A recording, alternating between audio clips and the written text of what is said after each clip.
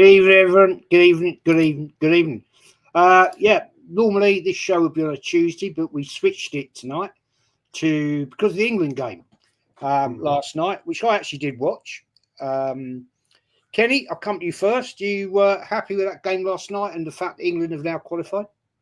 Yes, I do. I was I was on a show half an hour ago. I finished half an hour ago with Deluded Guna, and I'm going to say something very bold. Nothing other than England winning the tournament will be acceptable to me, because I think that we've got the right coach, one of the best coaches, right coach. He's actually, unlike a lot of foreign coaches that England have had, he's actually invested in the team. He's actually coached in England in terms of with Chelsea, win the Champions League. He knows the players. Another thing as well, he's got so many players to choose from, good players, that there's going to be some good players who are not going to be going to the tournament. And I think he's the right sort of coach that will pace England through the tournament. I expect anything but a win. England better than Argentina. They can beat France. If they believe in themselves, they can beat Spain. But this team has to bring back the World Cup. And this is not deluded on my part. I generally believe England have to do it this year. And they have to win the Euros in 2 years' time as well, in 2028. Yeah, well, fair play. I totally agree with you. To be honest, it's about time this team delivered. The England ladies can. So, you know what I'm saying? It's about time amended. Big up, DAL. Been a while. Unfortunately, we had to postpone the show on Sunday, which we were going to do regular. It was a great show the week before. How you doing, my friend? Doing pretty good. Feeling good. The weather's nice out here. Probably go for a quick walk after our show, get some fresh air. But yeah, I haven't watched any of the England matches. I haven't watched any of the European football. I'm ready for the weekend. I'm ready for Fulham. You know, but I agree with Kenny. It's about time England lifted the trophy. It's time. We got the coach. We got all the tools. We got the players. But no excuses. So I agree with Kenny. Just said 100%. I actually watched it last night. I actually thought it was quite a good game, actually. I thought Harry Kane was excellent, personally. But we're not here to talk about England. We're here to talk about Arsenal. So I'll ask you this one. I'll start with you on this one, Dal. Right? We got a game at the weekend. We're top of the league, looking good. My question to you is this now. Arteta, right? He's got all the tools he needs. There's no excuses now, right? No excuses whatsoever. So he's now got to deliver. Would you say, from your point of view, a domestic trophy is good enough for him to be kept in his job? Any domestic trophy? Well, League Cup, FA Cup. Oh, no. We should be cruising through those competitions regardless of the draws. Maybe it'll be tough against Liverpool or City, but that's the absolute bare minimum. Like we need to be lifting the Premier League trophy. We're on 21 years now. That's the main goal. That's the top prize for us. If we get a Carabao Cup, fantastic. But either that or FA Cup shouldn't be the deciding factor to keep this guy in a job. He needs to lift the Prem trophy, lift the CL trophy, at least get to the final semifinal of the Champions League. Because I really don't expect him to lift the Champions League trophy, right? That to me is an added bonus, right? I don't expect that.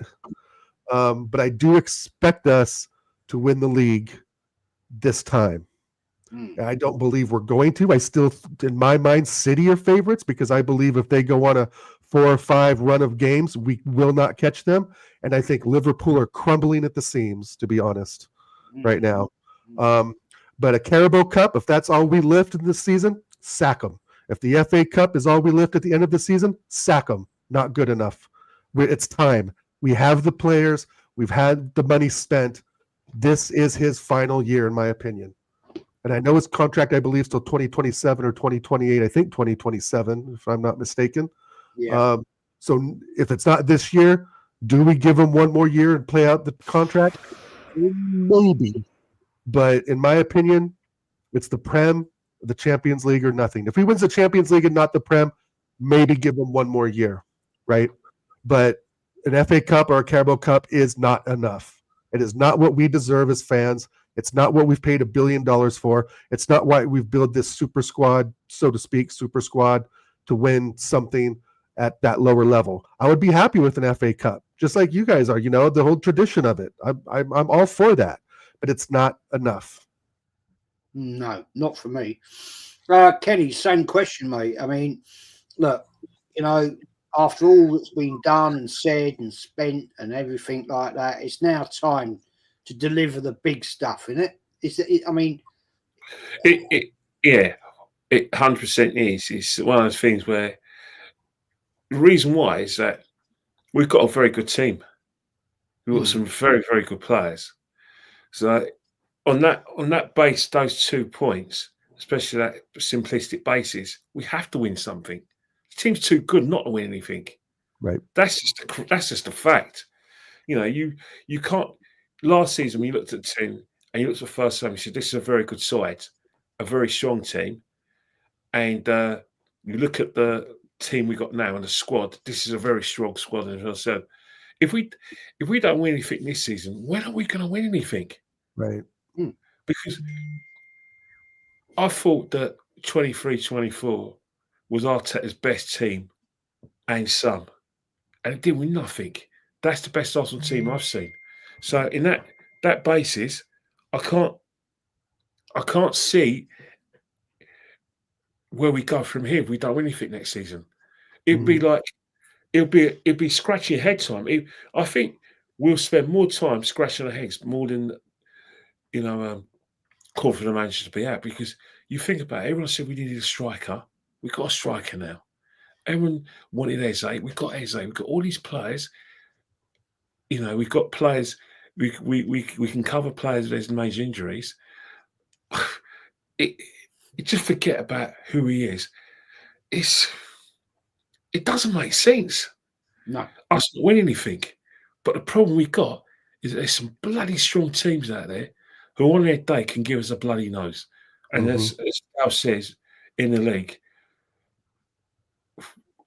I think Man City, and I agree with you 100%, they've got past their kind of their bad moments, losing to Spurs at home, which they normally do, and losing to Brighton. One thing Man City will have to do is try and close games out. But you think about Haaland and Donnarumma, those 2 players could, in my opinion, be the catalyst for them to win the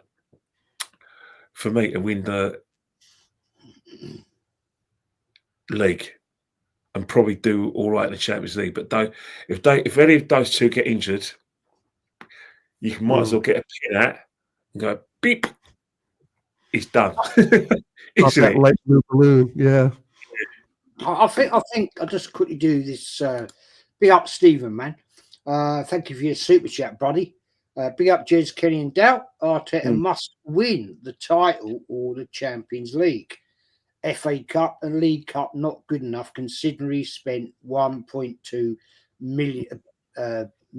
Yeah, I mean I'm there with that one. Personally, for me, much as I love the FA Cup, right? I love it, but with the money and the time this guy's had and the squad he's got now, he's got all the tools. He's got it all there now. He's got to deliver big. And I'm sorry, Carrier Bag Cup, League Cup, however you want to call it, the FA Cup, much as I love it, guys, no. It's got to be Premier League, Champions League, nothing else. Because, Dow, it's Lynch is saying it's win or bin. That's 100%. it. That's it. Time is up now. We've all been sitting here waiting. 21 years since Arsenal have won a league title. It's not acceptable. It's just not acceptable. Now, we've lost Odegaard, right? Which people are telling me he's a wonder kid. I'm sorry, Dow. I'm not seeing that. I think he's a liability. he 2 years ago, I thought he was a decent player.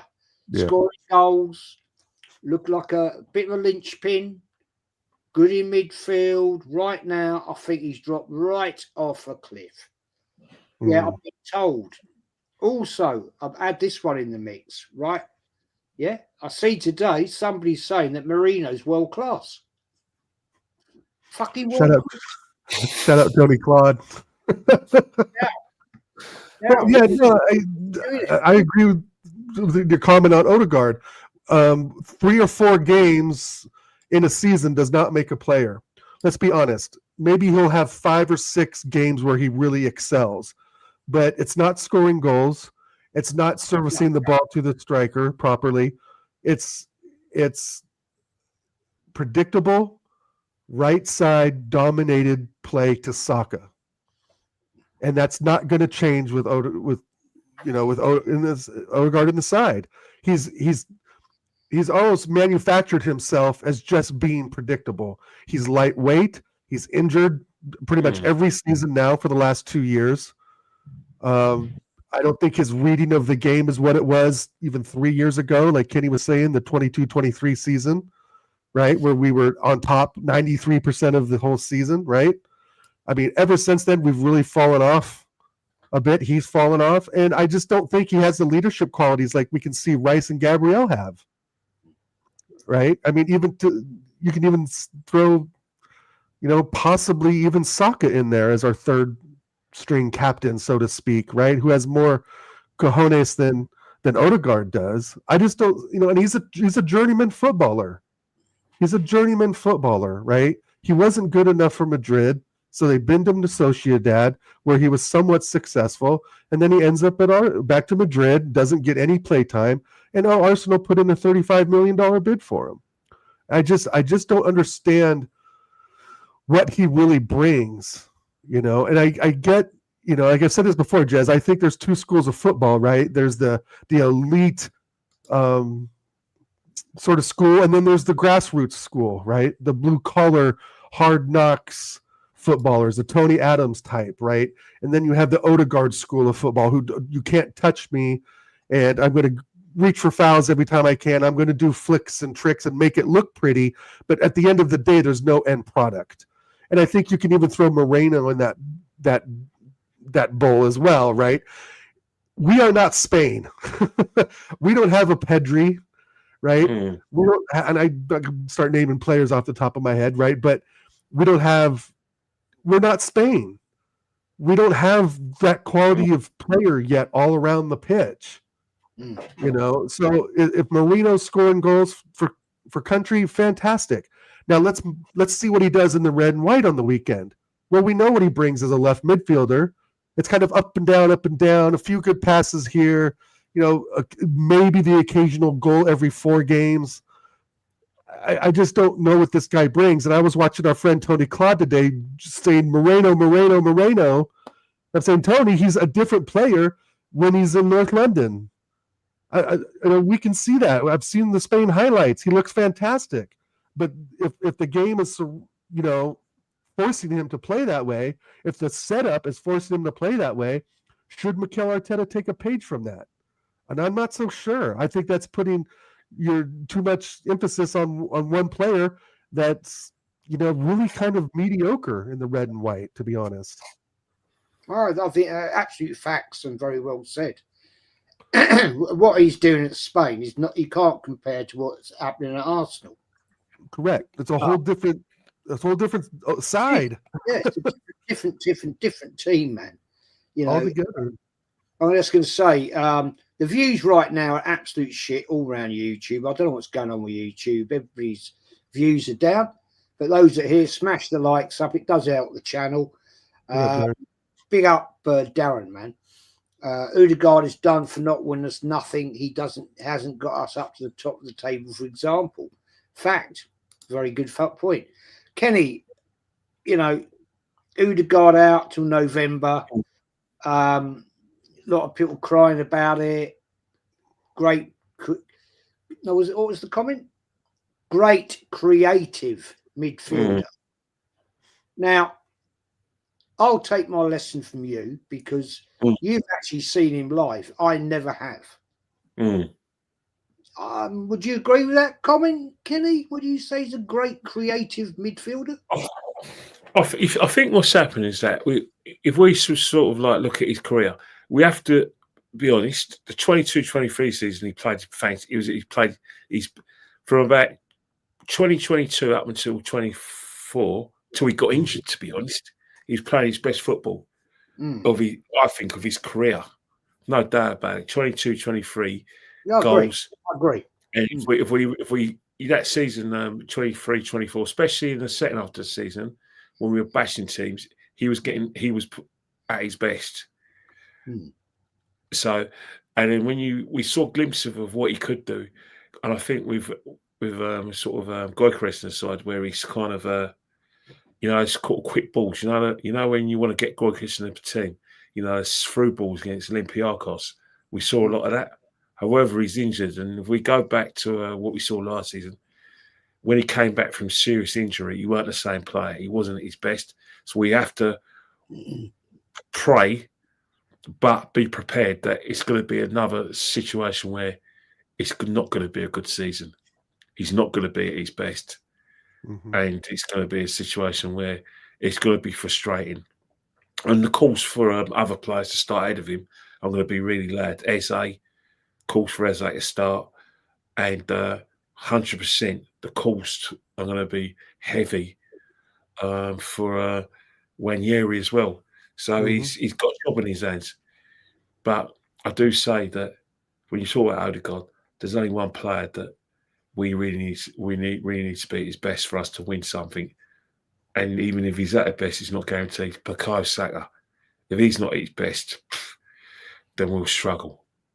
True. I think that's very true.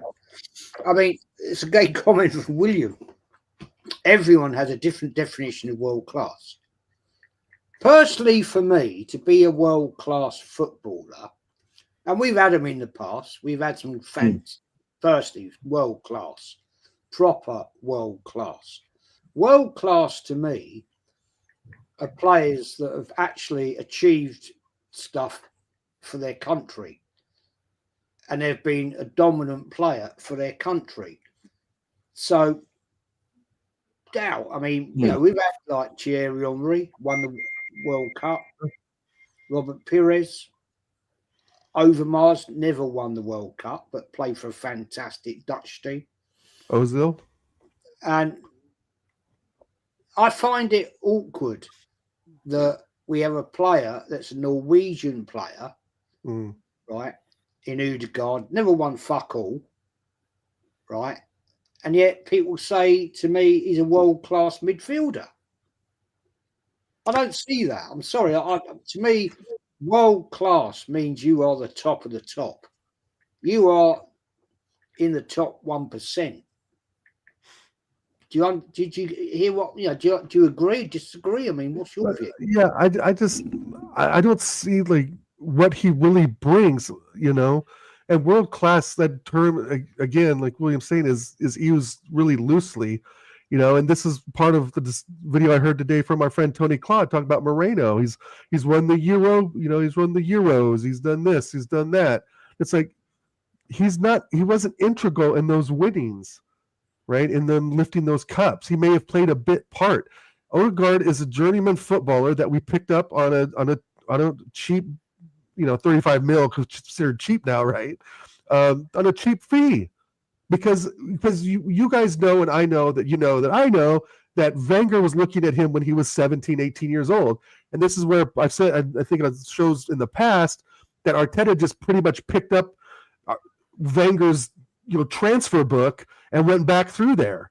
We looked at Havertz when the last year or two Wenger was there, when he was 17, 18 years old. We've looked at Odegaard, right? There's several players, especially those two, that we've bought now later on that were already on Wenger's list in the beginning. So that's, I feel like sometimes we were even going backwards, and I don't want to bring Havertz into it, but it's that same type of thing where if we feel we get these players who are kind of journeyman footballers, or did something in another league, i.e. Havertz, did pretty well at Leverkusen when he was there. But that doesn't translate to the Premier League. And you guys know this way better than I do. You know what I mean? You guys have been watching this stuff for years and years and years, and watching these players and paying close attention to the players we've brought in and out. And, Odegaard just... It's hard to describe because he only, like I said, he only has one good game every 4 games or so. There's and that's not what we need right now. What we need is, like we were saying in the chat, we need someone like Eze, someone who's dynamic, can be creative, can score great goals, can at least willing to take a shot outside the 18-yard box. Is willing to run a little bit of risk, right? And I just see, a real safety, you can wrap Odegaard in bubble wrap, right? Because he does not want to be touched at all, right? And that's not how the Prem works. No, totally agree. Kenny, this is a very good point.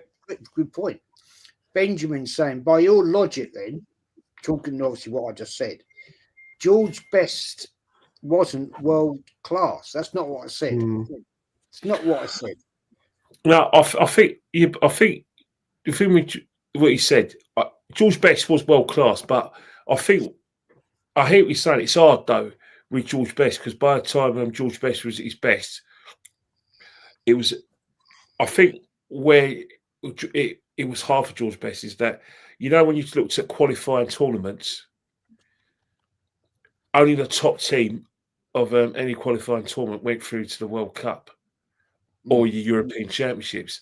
And of course, Northern Ireland being what they were in the 1960s and 70s, as well as the Republic, they weren't a seeded team like England and to a certain extent Scotland. So it's one of those things where we're never going to see like the best of like George. We're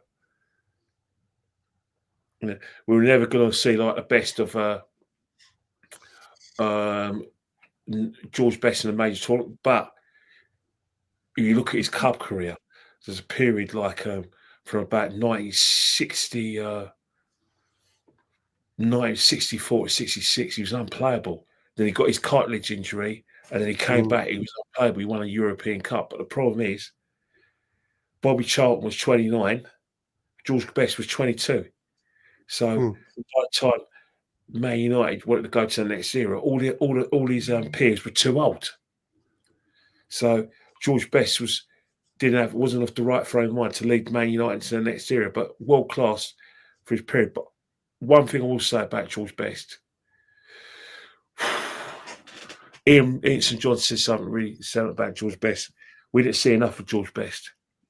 No. But which is a shame. But what we did see of George Best for that period, and you look at the stats are card to George Best as well as the vids.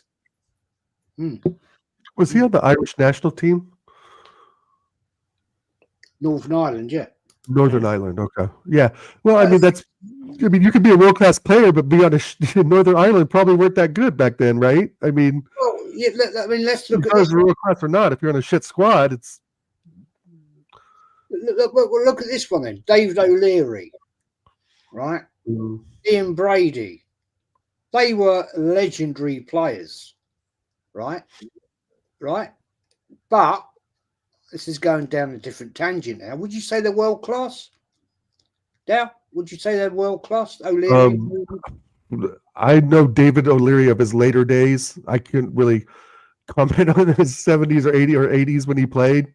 That's a bit before my time of following world football, to be honest. But I know that he was the captain at Arsenal. He was a esteemed captain at Arsenal.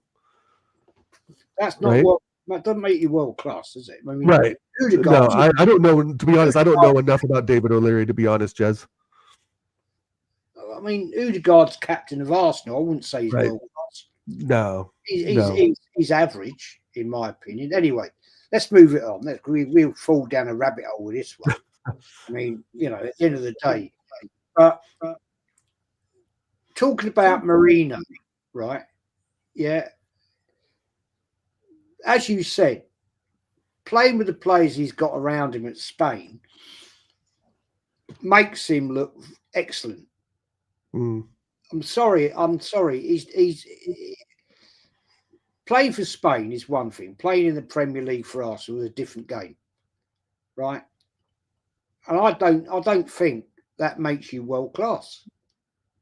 Sorry, people are going to disagree with me, and I'll get hate for it. But I'll come to you on this one, Kenny. Right? Marino, decent. He's a decent player. Playing for Spain, he's got a totally different setup around him. Right? Yeah. So he looks brilliant. But Arsenal, I'm sorry, upset people who are Marino lovers. He's bang average for me. Yeah, but you know what? That's a good point, because you think about it. Argentina are the world champions, but that was a team and a tournament set up for Messi to win. You look at some of the players who are in that squad that cost a lot of money. None of that. I wouldn't say their players are world class, but or the best examples. Do you remember back in the day, DAL? Remember the Germans? If you think about the German efficiency, they won the World Cup in 1990. They won the European Champions in 96. Won the World Cup in 2010. And you think about the team in the 70s that won things. And they've always been a tournament team until probably recently, probably 20 years ago. How many of that great German era are world class? Gerd Müller. Yeah. Lothar Matthäus. Yeah.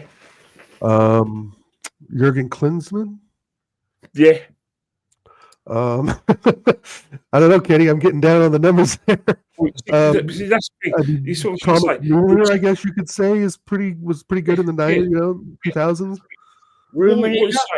Rummenigge. I thought Rummenigge was world class. Yeah, but you think about it, right? It was the machine. It was the team, wasn't it? Right. It was a team that's world class. But the actual situation, when you think about the individuals, you couldn't really say the individuals are in that kind of ilk. I just think, I mean, wait, yeah, you know, Lothar Matthäus. Yeah, it was incredible. Oliver Kahn, right? One of the best goalkeepers ever to play the game. Really? Yeah, a couple of guys in the chat is saying Rummenigge. Rummenigge. Karl-Heinz Rummenigge. Seth Meyer, one of the greatest goalkeepers I ever saw. Yeah. I mean, guy, yeah, Di Maria, not world class. Stop it, Kenny. That's Argentina. Di Maria. You say Di Maria is world class. Beckenbauer, yeah. In some cases, world class, but in other cases, I could say Di Maria played in a great Real Madrid team, and played in a very good Argentina, a functional Argentina team, and won a World Cup. But I can think of more players. I can think of other players that I say world class, other than Di Maria. I slightly disagree. To me, Di Maria is world class because he's done it for club and country. He single-handedly won Real Madrid the Champions League trophy, 2013 or 14, one of those years. Like Jess said, we can go down a rabbit hole, right? I think what you're talking about when you talk about Marino, very good player. You know, when Jez mentioned like teams, he talked about teams and he thought, you know what? There's some teams where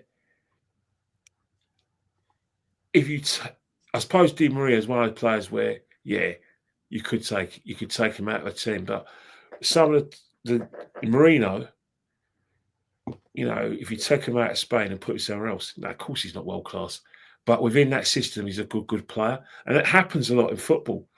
You know, the only example I can think of is Germany, because over the times when I watched German football, especially their teams, great international teams, some of them didn't always win, but they at least got to a final or semi. I always looked at those teams. I thought, right, that they got everything that fits. They fit the manager's instructions. They fit the tactics. The team gels with these players in. But individually, I used to look at that German side. I thought, well, it's only him. That's top class, and then all the others I struggle with. But it doesn't really matter. Sometimes it's about a team. You know what I mean? For sure. But you look at some of the teams, the Man United teams under Sir Alex Ferguson, or the Liverpool teams under Paisley. Some of them you thought, take them outside, they're not world class. I think with Chelsea's team, to a certain extent, and Man City's team, under Pep, you could argue that when they were at their top, they had quite a lot of world class players. Won't lie. Fact, that is true. This is a good comment, I think, from Tony, man. Be up, Tony Neri. I never wish any injury on anyone, but Odegaard being out is a blessing. Will force Arteta to play Eze there, and Eze is superior to Odegaard. Now, yes, that's the statement. I don't like players being injured at all. I don't. We don't want to see that. You know, it's a sad thing. It could be an injury that ruins their career. But now is the time for me, right? We've got Fulham away, 5:30 Saturday. Now's the time to put him in his right position. Right. Will this manager actually realise this is the time to put him in that number 10 position? No. Oh, we know it's time. And the reason why I say that is because Moreno's in form. Rice on the left, Zubimendi at the 6, and Moreno on the right. You know, I don't see this manager making the right decisions, I guess is what I'm trying to say, Jez. And don't be surprised if we see Trossard on the left wing. You know, as much as I would like to see Eze in the midfield 3, I think if Mikel Arteta had his way, he would bring him on in the 65th minute to be the impact player or the finisher, right? Like he's been saying of Martinelli. Oh, I'm bringing the finishers on now. Well, I would like to finish the games, Arteta, you know, maybe in the 25th or 30th minute if we can go up 3-0, right, with the right selection, you know, but that seems difficult for us to do. We're still scoring goals at the end. Look at Newcastle. It's the same patterns that we've seen the last 2 or 3 seasons, scoring goals in the 89th, 92nd minute. You know, like nothing works out in the first half, so then we go gung-ho the last 15 minutes of the game. Why?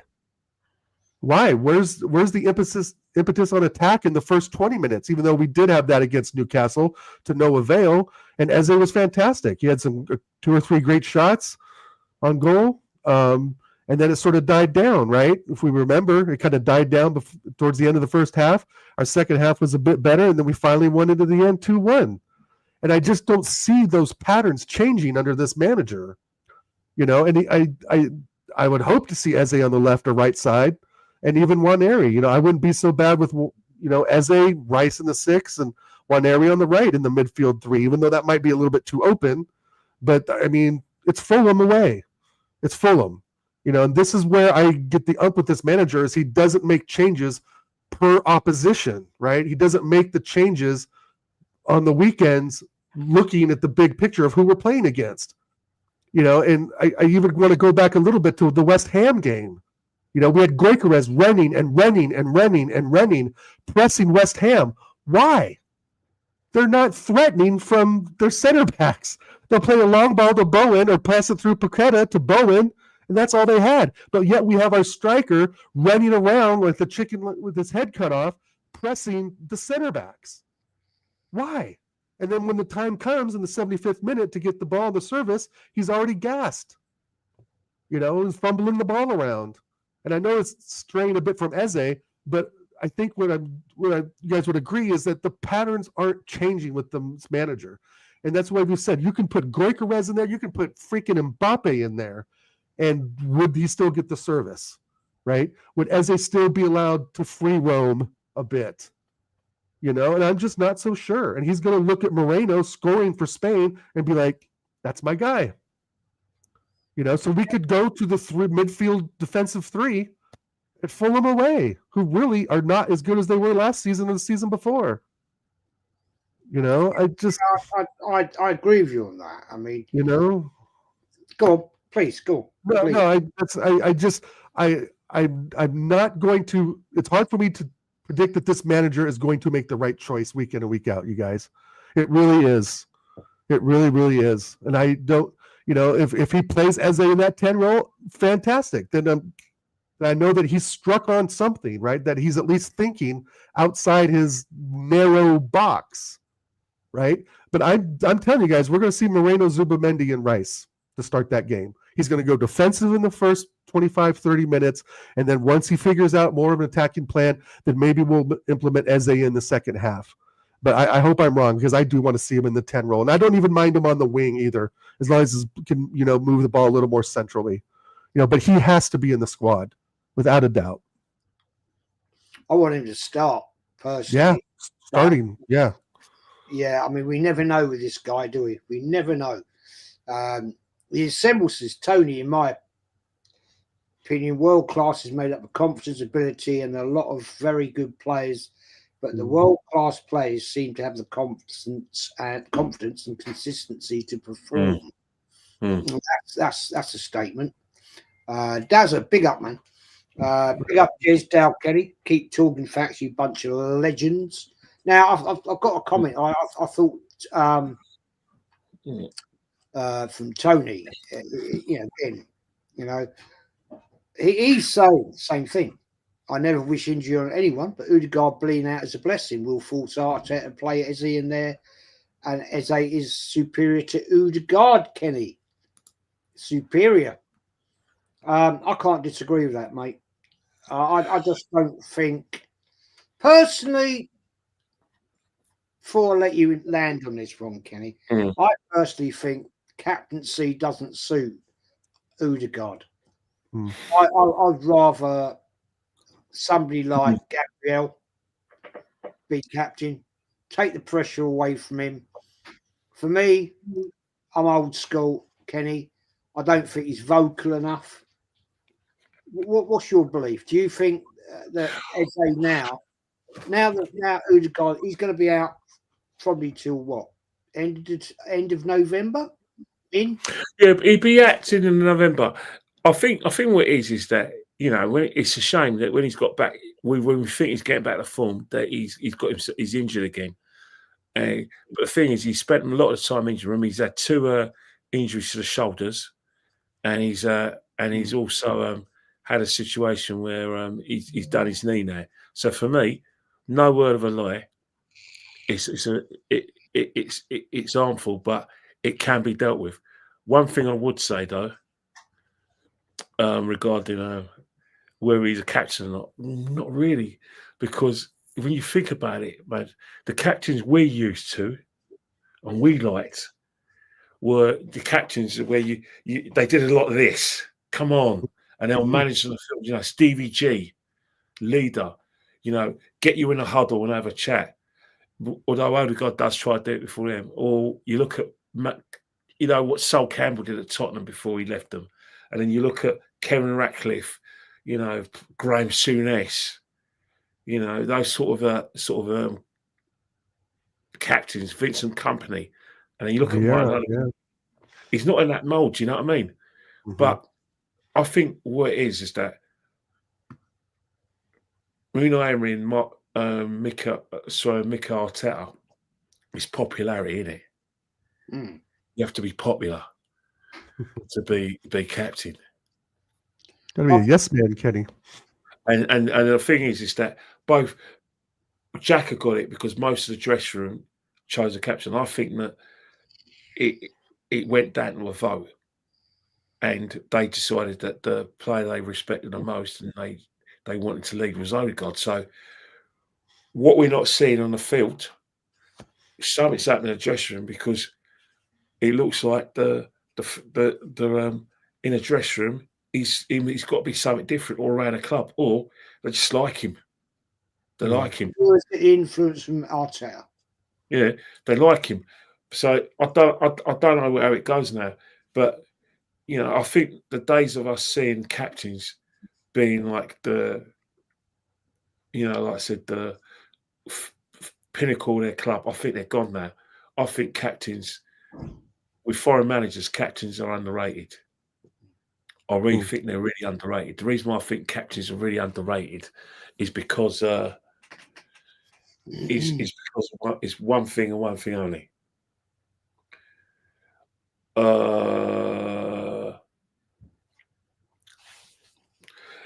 There's too many micromanagers. Yeah. Arteta will make, because Arteta tends to sort of like control every aspect of what we do in the field. He likes to get to me in the huddle. He's always coaching from the touchline. And I think he's not the only manager that does it. Pep does it.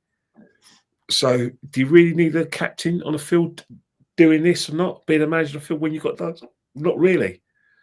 And I do believe it. I've heard loads of foreign coaches, especially Capello. Remember, he used to always say, "What's the big deal about the captaincy? Why is it only in England that we worry about the captain?" And I think he's not the only modern foreign coach thinks that about his country. And I think that's why we look at Odegaard and we know he's doesn't look the part. We want Declan to have the captaincy, but to Mikel Arteta, it's not a big deal. True. Yeah, I think that's a good point you made, Kenny, about the managers directing what's going on the field, right? Let me ask you guys this quick question. Do you think so you're saying that nullifies the authority of the captain? Good point. So the captaincy, it's like it's great to be captain, but do you have the authority to be captain, right?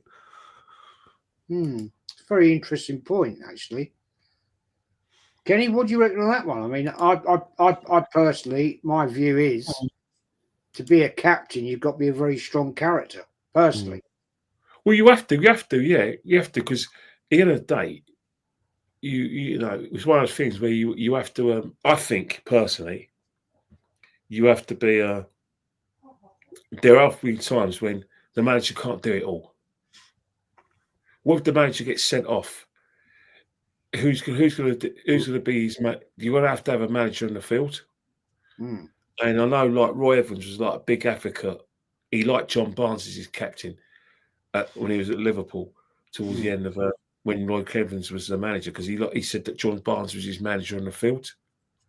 And I think that's what a captain should be. It should be. What we want as captains is basically someone who looks like they're the manager field, tell them what to do, boom, boom, boom. And then they look like they command respect. But we don't know how to do. But Tony Adams, you just knew he was a leader. From the age of, I remember when Tony Adams first came to the team, when he wasn't the captain, he was bossing people around and shouting at people. You know what I mean?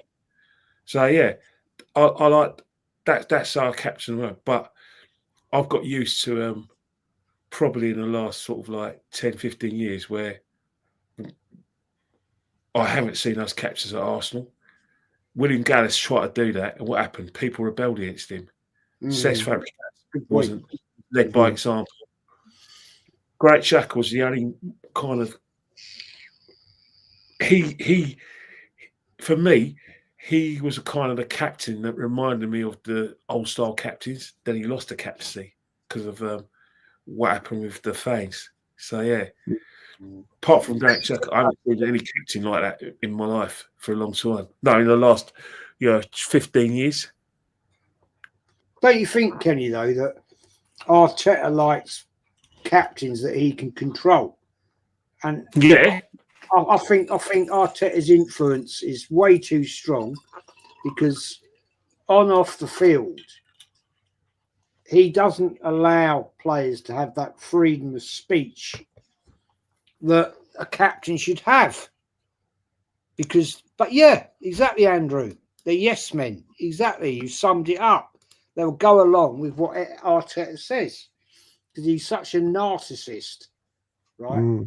Players won't fall against him. That's why I think, Kenny, DAL, that supposed vote of who should be captain is pure bullshit. Because I'll tell you right now, I bet I'd put money on this. Arteta's influence to who should be captain was down to Arteta. Fact.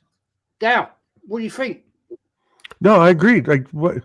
I mean, I kind of get what he's trying to do. Like he's trying to get the consensus of the players who should be the captain, blah blah blah, because it's the players that are playing.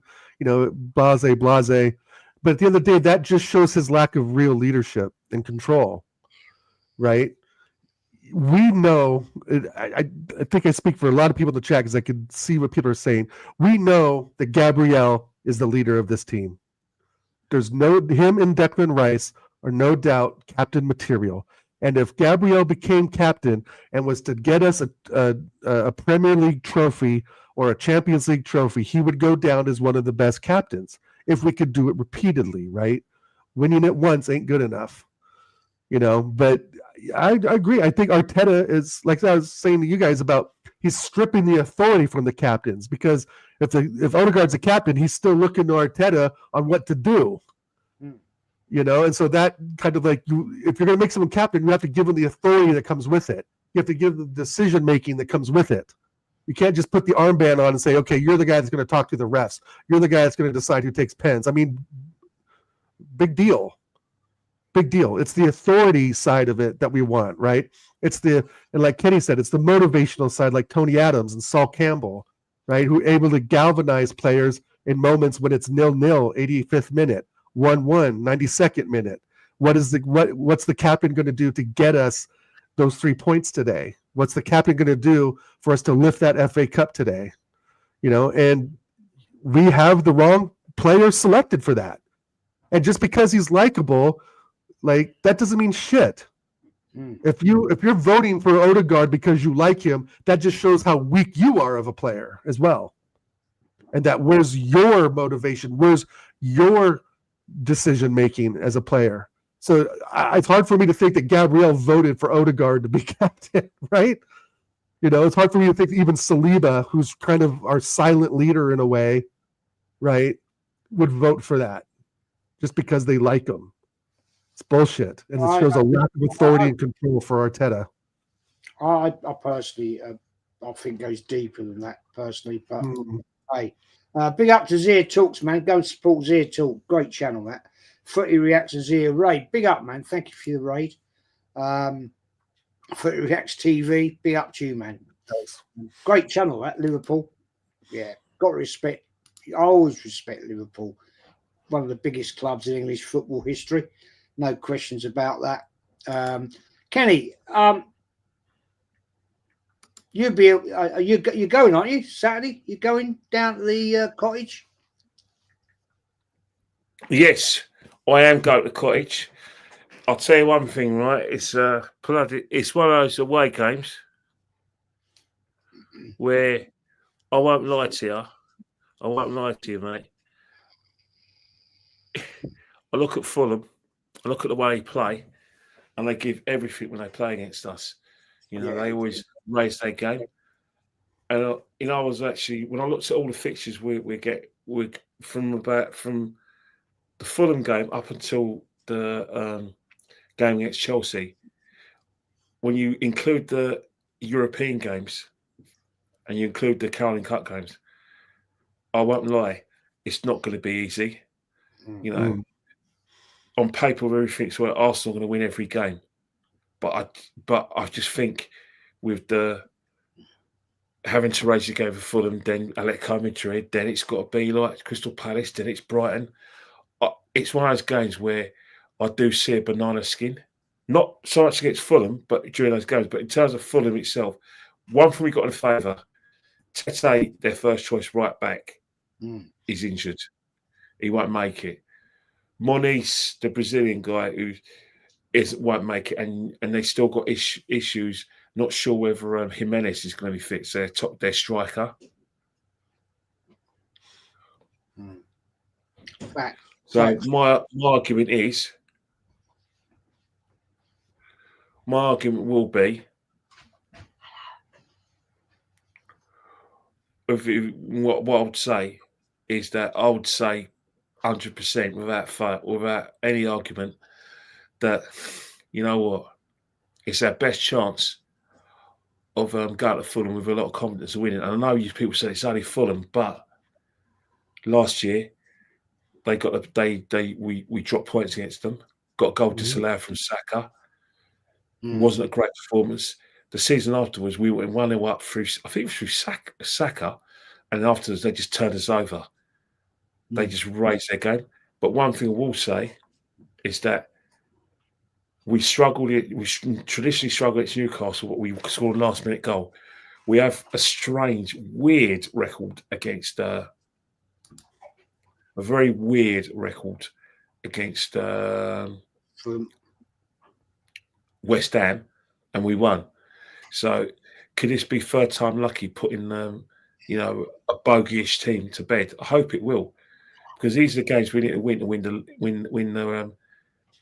league. If you can't, I'm not putting anyone down. I'm not saying that if we lose against Fulham or we don't beat Fulham, we won't win the league. But this season we've got to lay down some markers, and one of the markers we've got to lay down is Fulham. Well, we've got to put these teams to bed. Yeah. You going down overground or underground, Kenny? Going to Fulham Broadway? Yeah. I think what I normally do is that whenever I go Chelsea or Fulham, first thing I do, obviously I'll go through probably get the overground to Highbury and Islington. From Highbury and Islington, I'll change at Green Park, innit? So you change at Green Park on the Piccadilly line, and the Piccadilly line will get you to